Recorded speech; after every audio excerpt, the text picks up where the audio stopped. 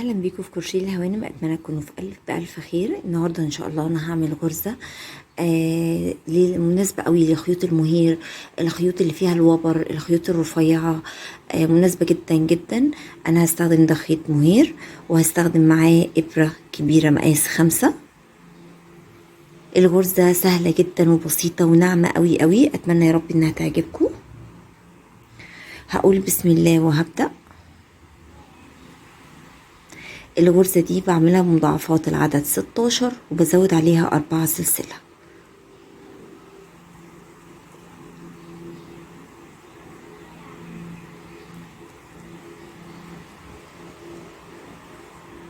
هنا انا خلصت السلسلة بتاعتي مضاعفات العدد 16 زائد 4. بعد كده السطر الجاي هلف لفة 2 على الابرة وهعد من اول الغرزة اللي بعد الابرة 1 2 3. في الغرزة الرابعة هدخل بالابرة اسحب الخيط الف واطلع من كل لفتين مع بعض وارجع تاني اشتغل 2 سلسلة لفة 2 في نفس الغرزة. هشتغل تاني عمود بلفتين كل لفتين مع بعض.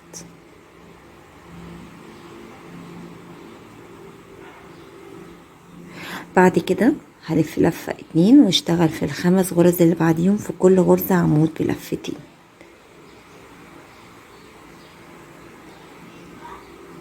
واحد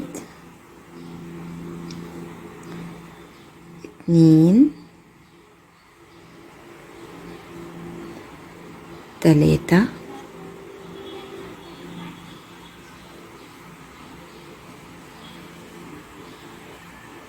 4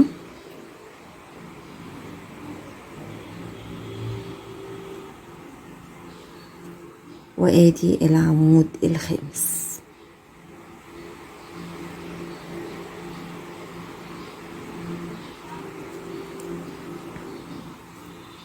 زي ما انتوا شايفين كده.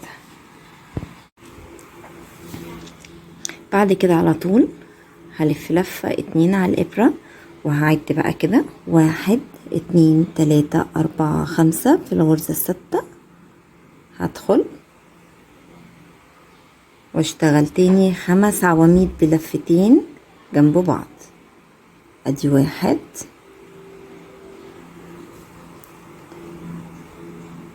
2 3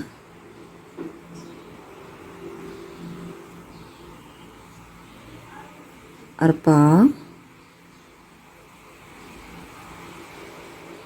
بلف واطلع من كل لفتين مع بعض وادي العمود الخامس.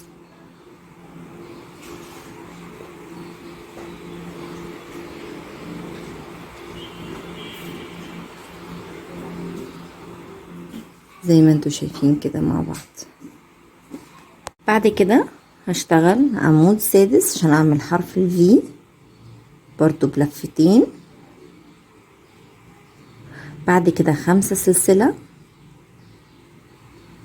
لفتين وفي نفس المكان هدخل تاني واشتغل عمود بلفتين. هتلاقوا كده عندي في جزء من تحت اهو وجزء من فوق. بعد كده 5 عمود بلفتين جنب بعض.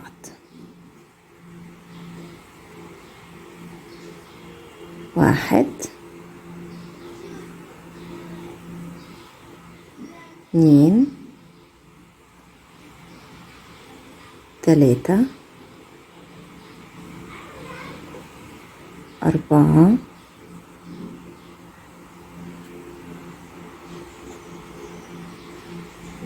5.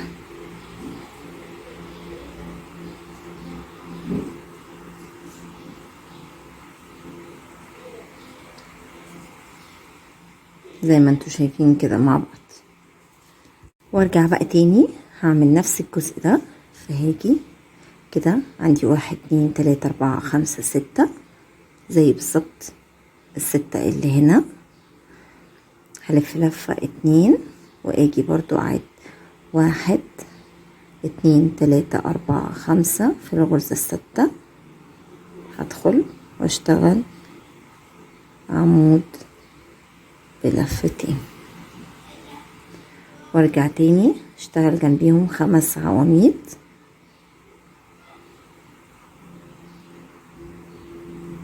واحد، اتنين،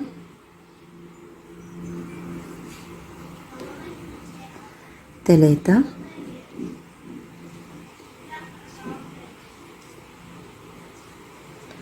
أربعة،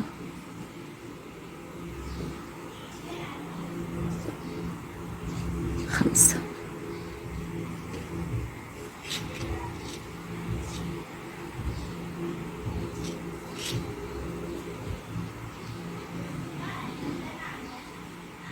وارجع تاني اشتغل 5 سلسلة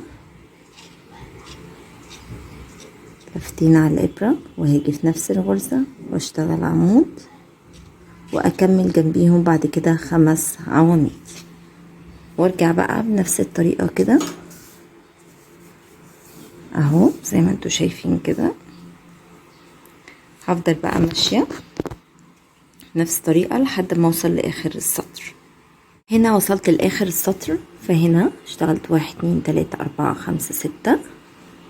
بعد كده هشتغل 2 سلسلة وفي نفس الغرزة هشتغل 2 عمود بلفتين هقفلهم مع بعض زي ما بدأت في اول السطر. هنا هنعملها ازاي؟ هدخل كده هلف واطلع من اول لفتين تاني لفتين، بعد كده ارجع تاني لفتين وفي نفس المكان ادي اول لفتين تاني لفتين، بعد كده اطلع من الثلاث حلقات مع بعض. السطر الجاي هرتفع 3 سلسلة وهاجي في نفس الغرزة هشتغل عمود بلفتين كده كأني قفلت العمودين مع بعض بالظبط. بعد كده 2 سلسلة، بعد كده على طول في نفس الغرزة هشتغل عمود تاني بلفتين. بعد كده عندي الفراغ سلسلتين هشتغل فيهم 2 عمود بلفتين، ادي 1 في نفس المكان هشتغل العمود التاني.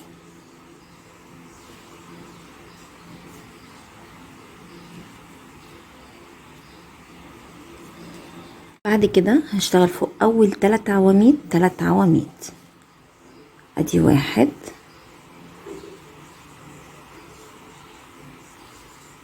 2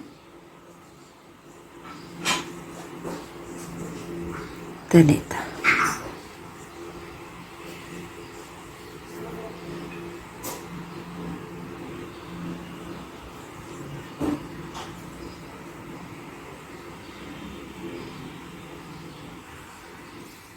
بعد كده عندي 3 عواميد دول مش هشتغل فيهم والثلاث عواميد التانيين، فهلف كده اسيب 1 2 3 4 5 6 وفي ال3 عواميد اللي بعديهم هشتغل 3 عواميد. 1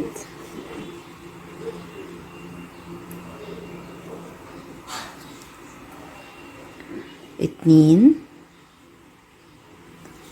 3.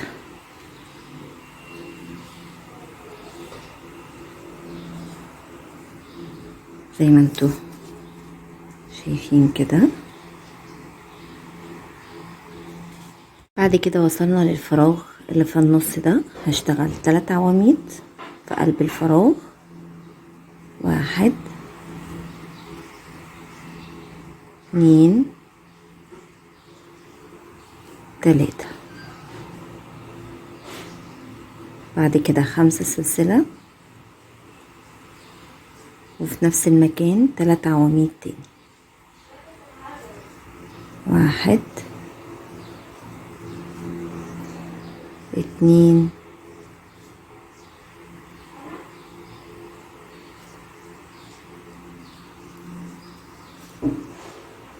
3.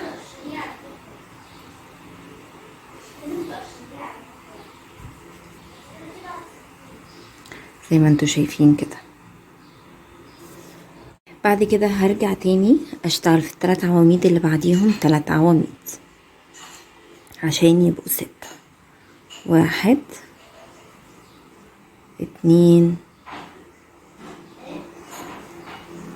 3.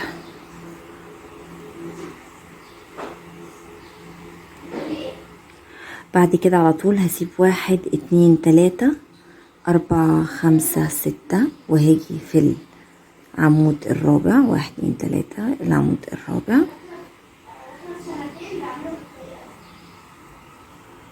ادي العمود الاول، التاني، التالت، زي ما انتوا شايفين كده. بعدين ارجع اكرر نفس اللي عملته هنا، هرجع اكرره هنا في الفراغ، فهشتغل تاني 3 عواميد. 1 2 3. بعد كده 5 سلسلة وفي نفس المكان عمود، 2 3.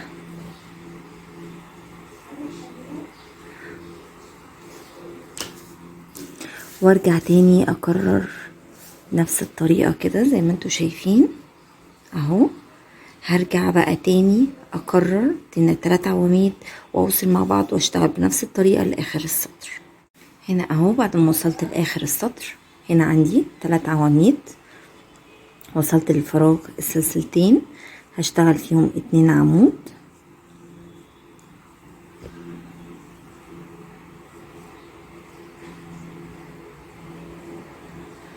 بعد كده عندي هنا الغرزة اللي قفلنا فيها العمودين، فهاجي اشتغل الاول عمود، 2 سلسلة وعمودين بلفة هقفلهم مع بعض. ادي العمود الاول، اول لفتين، تاني لفتين، العمود التاني في نفس المكان، اول لفتين، تاني لفتين، واطلع من ال3 حلقات مع بعض.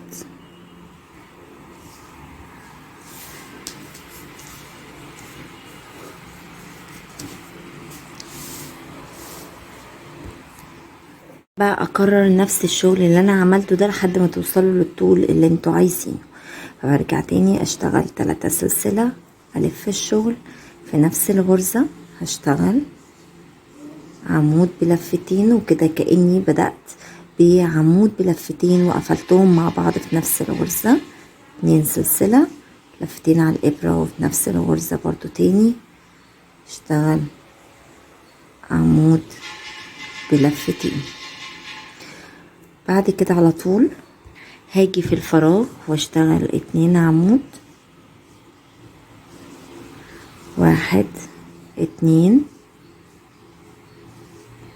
بعد كده ارجع اشتغل في اول 3 عواميد، 1 2 3.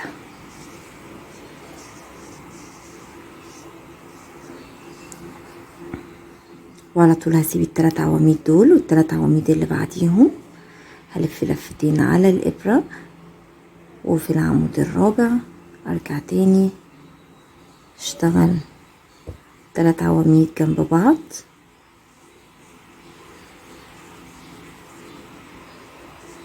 وصلت كده للفراغ، هروح جاية على طول في الفراغ وشغالة 3 عواميد،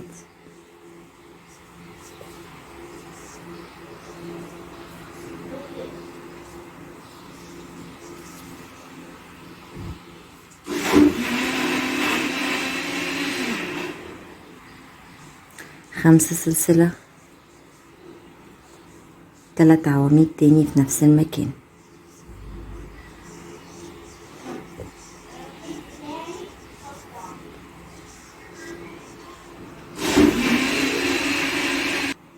بعد ما اشتغلت 3 عواميد، 3 عواميد في 3 اللي بعديهم، وبرجع اكرر بقى بنفس الطريقة لحد ما بتوصلوا للمقاس اللي انتوا حابين.